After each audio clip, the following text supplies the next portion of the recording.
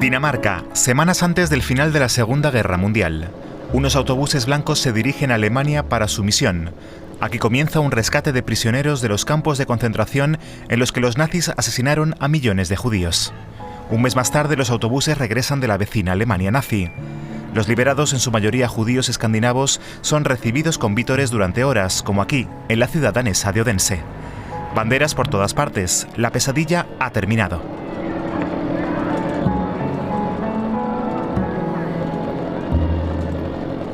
En uno de los autobuses viaja Ruth, de 17 años. Es de Copenhague, la capital de Dinamarca. Pasó 18 meses en el campo de concentración de Theresienstadt, junto con más de 400 judíos daneses.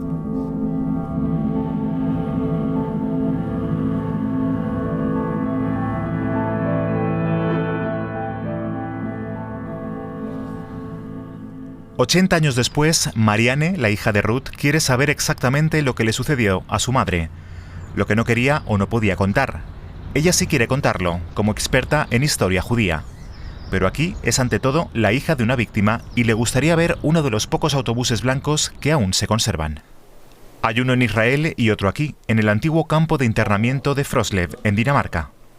En autobuses como este, alrededor de 20.000 personas salieron de los campos de concentración alemanes, entre ellas Ruth, la madre de Marianne. Probablemente iba sentada, no sé cuántos asientos había en el autobús. Podían viajar más personas porque estaban en los huesos, ¿no? Sí, estaban todos escuálidos, habían pasado mucha hambre. Muchos de los sobrevivientes apenas podían caminar o mantenerse en pie. La ayuda llegó en el último momento.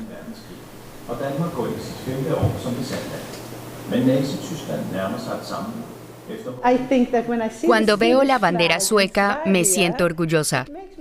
Y la Cruz Roja. Orgullosa de que Suecia consiguiera hacer esto hacia el final de la guerra. Suecia era oficialmente neutral, pero mantenía relaciones económicas con Alemania. Éramos neutrales, pero hicimos cosas por las que se nos ha criticado. Por ejemplo, dejamos pasar a las tropas nazis por nuestro país. O suministramos mineral de hierro y rodamientos de bolas. Probablemente eso prolongó la guerra. En el banco, donde normalmente solo hay sitio para dos, caben 3 personas.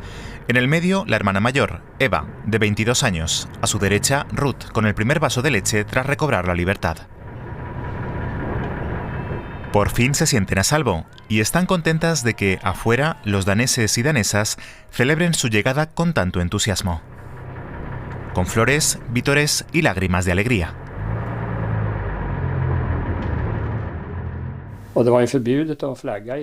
Dinamarca aún estaba bajo ocupación alemana. Las banderas danesas estaban prohibidas, pero a nadie le importaba.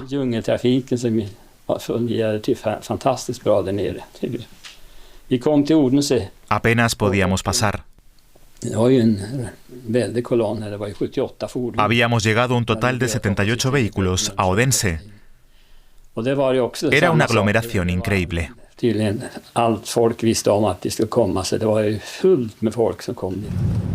2 meses antes, Hohenlychen, en el noreste de Alemania. Un lugar con una oscura historia. Originalmente fue un conjunto de sanatorios, que más tarde el régimen nacionalsocialista utilizó para deportistas de los Juegos Olímpicos de Berlín de 1936 o para nazis prominentes. Durante la Segunda Guerra Mundial, médicos de las SS llevaron a cabo aquí crueles experimentos con prisioneros. El 19 de febrero de 1945, 2 hombres se reunieron aquí. Heinrich Himmler, jefe de las SS y número 2 del Estado nazi después de Hitler, y el conde Folke Bernadotte, de la Cruz Roja sueca. Bernadotte era sobrino del rey de Suecia y estaba aquí en misión secreta. El objetivo, la liberación de los prisioneros escandinavos de los campos de concentración alemanes. Bernadotte lleva consigo un libro sueco con runas del siglo XVII, un regalo para su anfitrión. Himmler ve en la reunión una oportunidad. Himmler quiere salvar el pellejo porque sabe que la guerra está perdida. Por eso permite que la Cruz Roja Sueca y Folke Bernadotte recojan a los prisioneros de los campos de concentración y los lleven a casa. Bernadotte no pensaba en los judíos, sino en los escandinavos en general, pero la comunidad judía insiste: traigan a los judíos a casa, están en condiciones terribles. Hubo unos cuantos nazis que consideraron que era el momento de ganarse la simpatía de los aliados y ayudar a Bernadotte. La Cruz Roja recibe el encargo del gobierno sueco. El ejército pone a disposición unos 78 vehículos, entre autobuses y camiones. Bernadotte recluta a hombres y mujeres para el viaje. Rescatar a compatriotas de los campos de prisioneros alemanes, eso es lo que se les dice. No se les da mucha más información. Bernadotte elige personalmente a Axel Molin como jefe de la misión. Ambos se conocen del ejército. En 2003, Molin concede al sitio conmemorativo de Neuengamme una entrevista. Junto al retrato de Bernadotte en su despacho cuelga la autorización de tránsito para los autobuses blancos, expedido por las SS a su nombre. Se especifica que el viaje es de interés estratégico para la guerra y que en cada autobús debe ir un miembro de las SS. Solo se contempla un máximo de 250 personas. Debíamos reunir a civiles suecos en un campo de concentración. Suecia tenía que pagar todo y no se podía informar a la prensa. En la pared cuelga el mapa original con el que se orientan los autobuses. Los lugares a los que se dirigen están marcados: Neuengamme, Ravensbrück, Braunschweig, Dachau y Theresienstadt. La columna de vehículos suecos parte al mismo tiempo. Se envía gasolina por barco, 350.000 litros.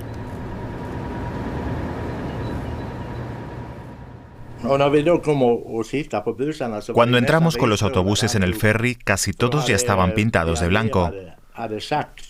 Los aliados habían dicho que no podían garantizar nuestra seguridad si no estaban pintados de blanco. Así que toda la Asociación de Pintores de Malmö ayudó. Algunos vehículos incluso se terminaron de pintar en el ferry de Malmö a Copenhague.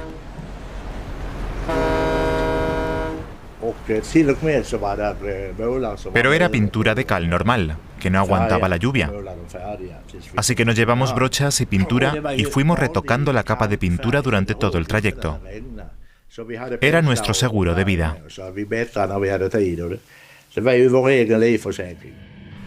Marianne parte hacia Theresienstadt tras la historia de su madre. Comienza un viaje al pasado a través de media Europa.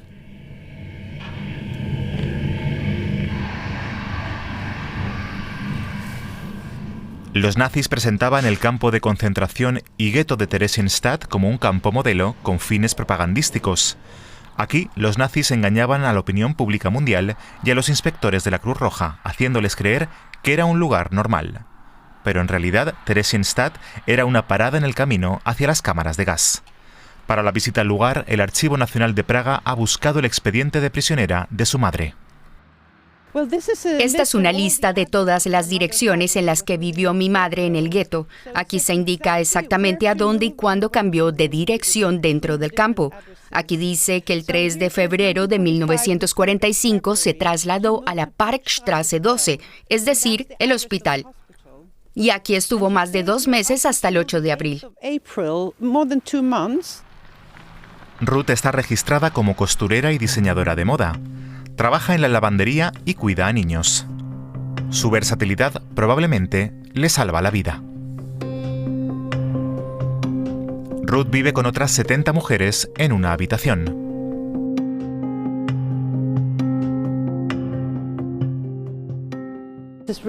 Es impactante lo estrecho que es esto. No tenían ninguna intimidad. Si eso fue así siempre, debió ser terrible. Y Marianne destaca en otra cosa. En el campo, los judíos deben llevar la estrella. Los judíos daneses no estaban acostumbrados a llevar la estrella judía. Según parece, el rey había dicho, si los judíos tienen que llevar la estrella, yo también me la pondré. Pero aquí en el campo tenían que llevarla. Era algo extraño para ellos y sí, también humillante. Hace frío, solo hay una estufa, poca comida. Por la noche, solo una taza de un sucedáneo de café. Los paquetes de la Cruz Roja les salvan la vida. A Ruth le acaban de rapar el pelo. A todas las mujeres les afeitan la cabeza. Un acto de humillación. A ella y a su hermana se les quedó el pelo muy débil y fino después de Theresienstadt por la malnutrición que sufrieron allí. Su hermana llevó peluca toda su vida. Mi madre no. Algo escondida hay una sinagoga.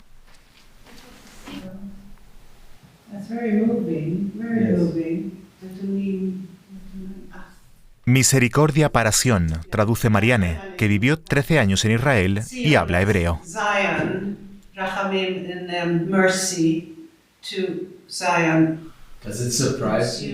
¿Te sorprende que los judíos fueran aquí a la sinagoga? No, no me sorprende porque intentaban encontrar algún tipo de normalidad incluso en esta situación. Lo hacían en las peores situaciones.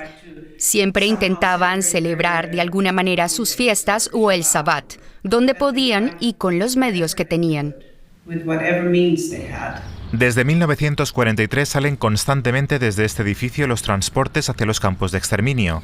En este lugar, en abril de 1945, Ruth y los demás judíos daneses esperan los autobuses blancos, pero no llegan. Había muchos rumores todo el tiempo. Ya habían oído un mes antes que iban a ir a Suecia, pero eso no ocurría. A los conductores de los autobuses blancos no se les permite entrar en los campos.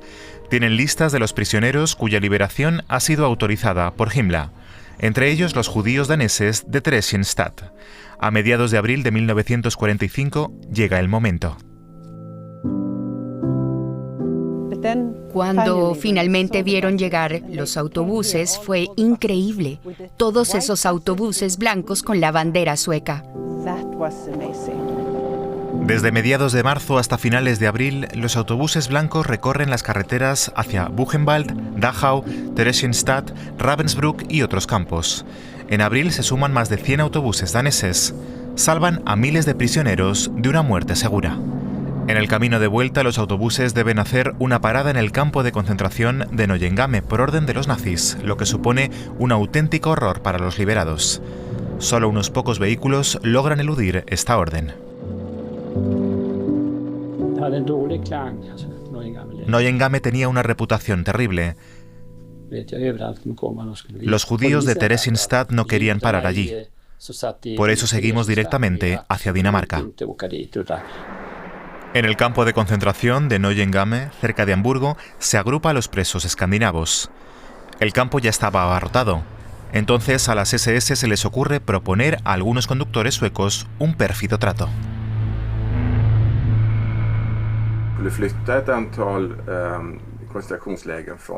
Los conductores debían trasladar a prisioneros de Neuengamme a otros campos para hacer sitio a los escandinavos.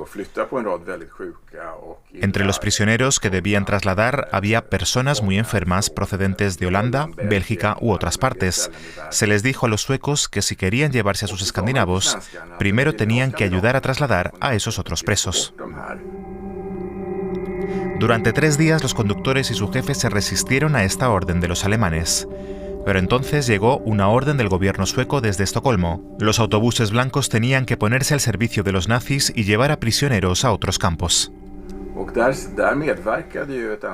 Hubo una serie de autobuses blancos y conductores que participaron en esta acción. Después describieron la experiencia como horrible. Pero lo hicieron. Es una culpa indirecta por la muerte de los prisioneros durante su traslado.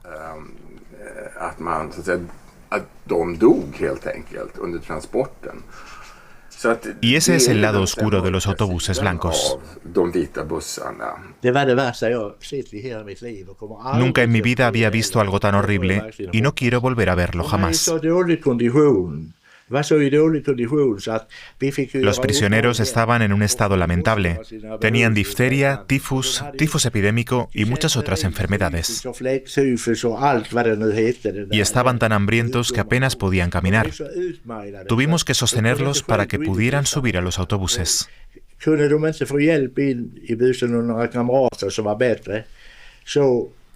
Y encima los alemanes los empujaban y los insultaban.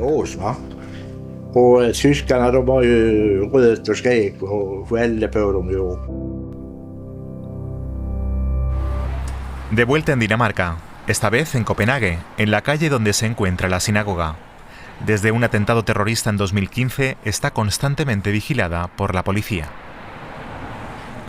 Marianne se encuentra con su primo Karsten. A ambos les une el hecho de que sus madres estuvieran juntas en Theresienstadt. 1943. En la Dinamarca ocupada por los nazis se producen redadas constantes. Muchos familiares de Ruth y Eva huyeron a países seguros, pero ellas no lograron escapar a tiempo.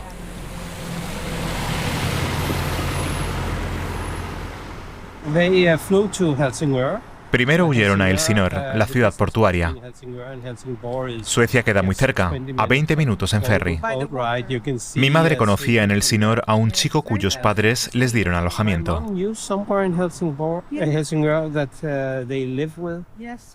Allí Ruth y Eva se sentían seguras.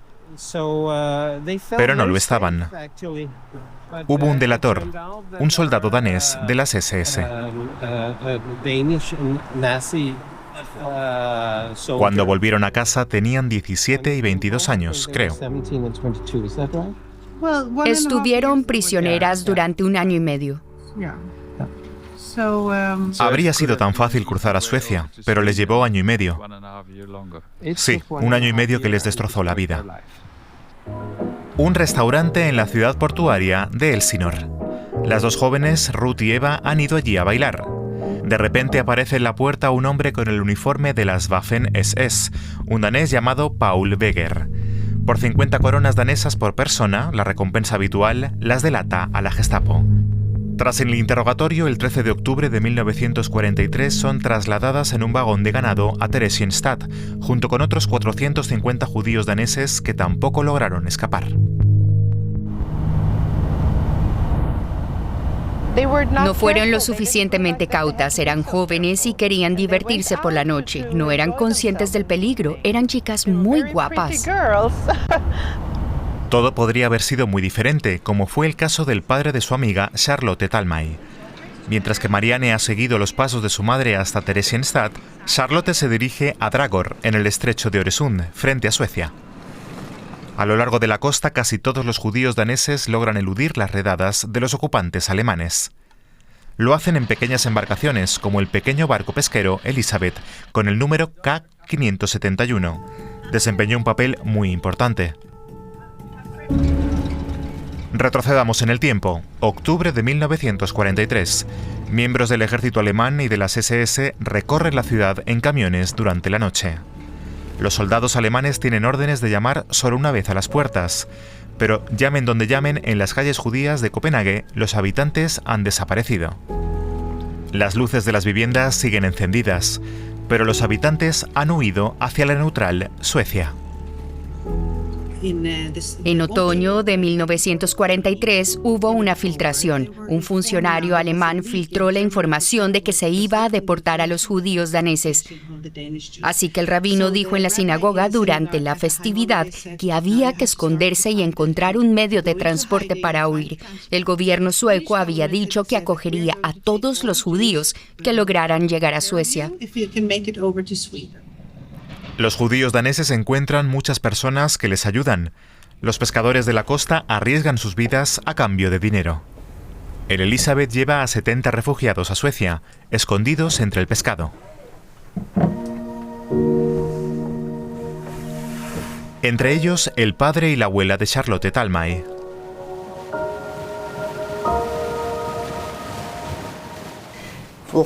Mi padre llevaba puesta toda la ropa que tenía. No les dejaron llevar nada. Tuvieron que dejarlo todo. Así que se fueron solo con lo puesto. Algunos llevaban bolsos con joyas o cubiertos de plata. Mi padre llevaba 4 pantalones y 5 jerseys. Contó después que parecía un astronauta con toda esa ropa encima.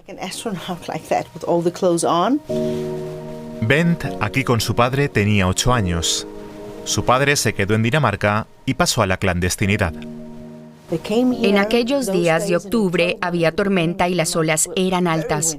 Pasaron mucho frío y aquí abajo había pescado, arenques podridos, anguilas que aún estaban vivas. En Dinamarca, en solo unas pocas noches, consiguen ponerse a salvo la mayor parte de los 8.000 judíos que viven en el país.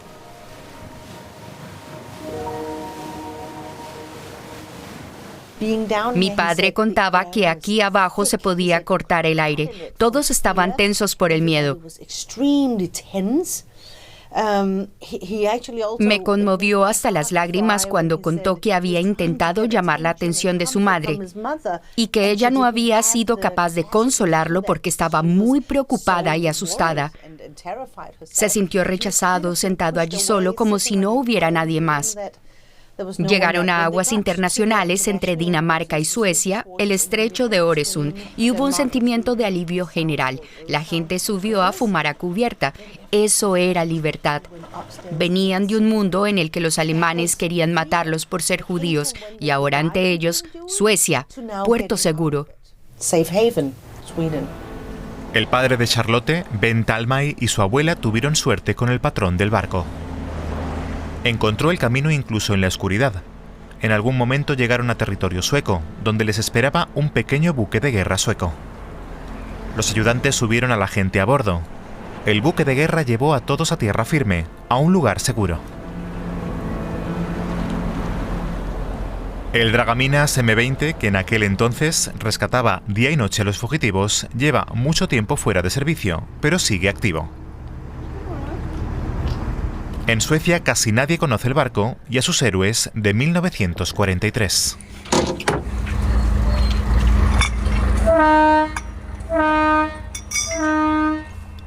Al actual capitán le gustaría cambiar eso.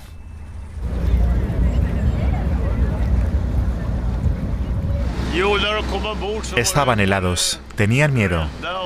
La mayoría llegaba en mitad de la noche. Estaban contentos de estar a salvo. Les daban algo caliente para beber y mantas. Aquí abajo los reanimaban.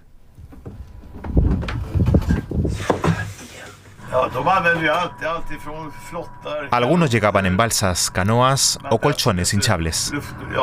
Estaban en peligro, no había duda. El gobierno sueco dio luz verde. No hubo una orden expresa. Estaba entre líneas. No se trataba de que hubiera que salvarlos, sino de que se podía salvarlos.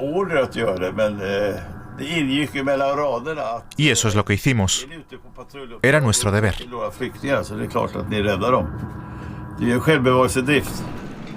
Al otro lado del puente de Øresund, hoy se pregunta uno por qué Dinamarca logró salvar a tantos judíos y judías de los nazis.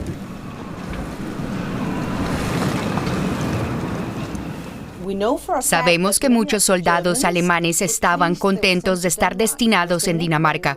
Dinamarca tenía el apodo de Frente de Crema. Estaban contentos de no tener que luchar a vida o muerte en Rusia.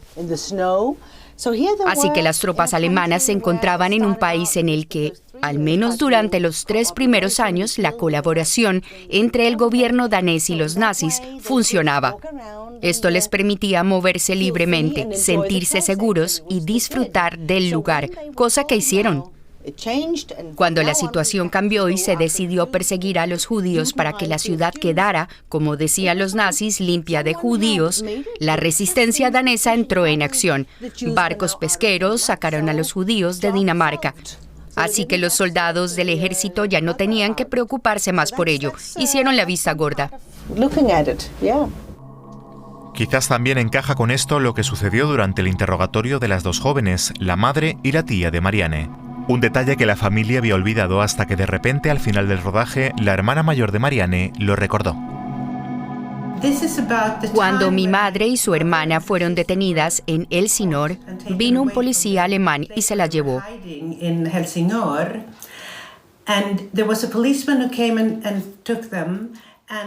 Y como pueden ver en la foto, mi madre Ruth es rubia y su hermana Eva es morena.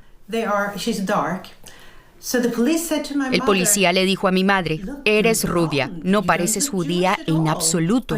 ¿Estás segura de que eres judía? Quizás te adoptaron, quizás vienes de otra familia, porque tu hermana es morena y tú eres rubia. Y ella respondió, no, somos de la misma familia, no soy adoptada, soy judía. Y se fue con su hermana y las deportaron. Pero parece que quizá él quería darle una oportunidad para poder escapar. Una oferta envenenada, ya que su hermana morena habría sido enviada al campo de concentración. Eva y Ruth mantuvieron una estrecha relación toda su vida. Se casaron casi al mismo tiempo.